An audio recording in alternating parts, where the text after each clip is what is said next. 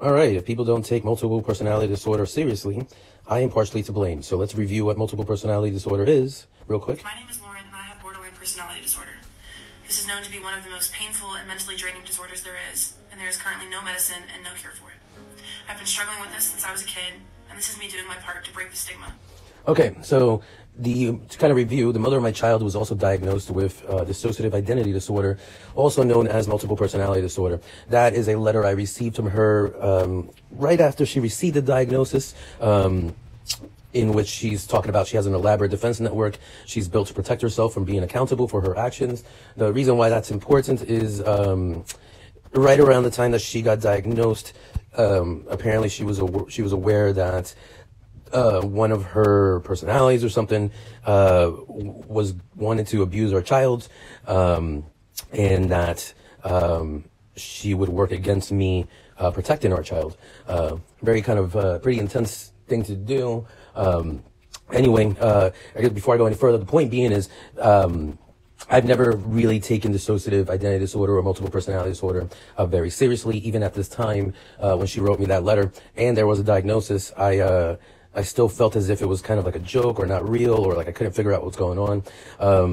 So you can read that if you want. Anyway, this is we also had to do psychological testing. We separated, and as part of the custody evaluation, we both did psychological testing. This is her Rorschach results. It says characteristics of a person who subsequently commits suicide, as well as apparently she's suffering from a depression or mood disorder and limited ability to manage interpersonal relationships.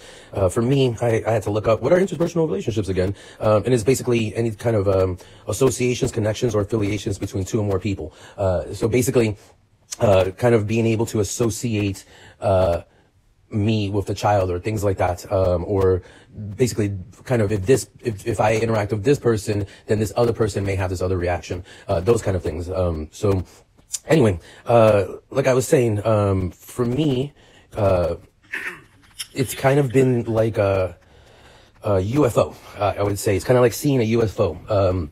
The mother of my child first had a conversation similar to that. Obviously, there wasn't a diagnosis when we first met, where she kind of described that she felt as if she maybe have dissociative identity disorder, as well as discussed the trauma that may have caused it. And I usually kind of check out, to be honest, when I have these conversations or these things happen. And what happened recently was, where we're at right now is, the mother of my child basically was abusing our daughter. I was concerned because of the mental health, the mental illness and things like that.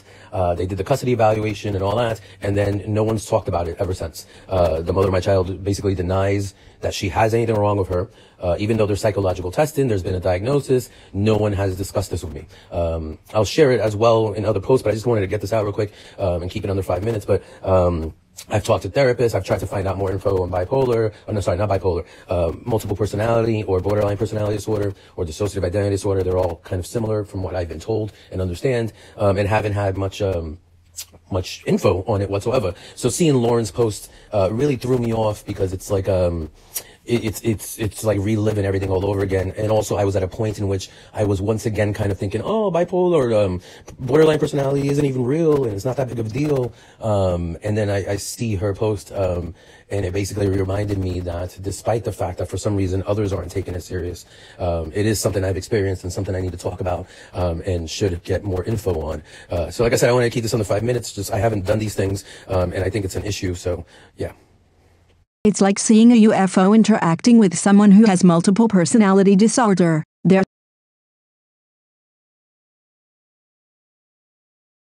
It's like seeing a UFO interacting with someone who has multiple personality disorder. There's the same of, is anybody going to believe me? Did I really see that? And questioning if you're crazy just for having witnessed that, which is one of the reasons why, whether it was years before she had our child or after the diagnosis, even after we weren't together and psychological testing results indicated she was suicidal and had a mood disorder present, I did like I did yesterday after seeing at Lauren J. Nicole post, which was eerily similar to conversations I had with the mother of my child, and basically felt lost and confused all day as to what, if anything, to do with the info that the mother of my child has dissociative identity disorder. Unlike at Lauren J. Nicole, the mother of my child isn't in treatment and denies the diagnosis, so there's that aspect of it. And then there's the even if the mother of my child didn't deny the diagnosis and was in treatment, there's no cure and it's a difficult disorder to deal with. And then there's the so many people have ignored or acted as if she either doesn't have it or it's not a big deal if she does, that it makes me feel crazy for thinking it's something to address. It's like I saw a UFO. So basically what I haven't done is actually live with the fact that's what I've witnessed and that's the test results. And now for the first time since I met the mother of my child, there's also @Lauren J. Nicole, who not only shares some of the same experiences we've had.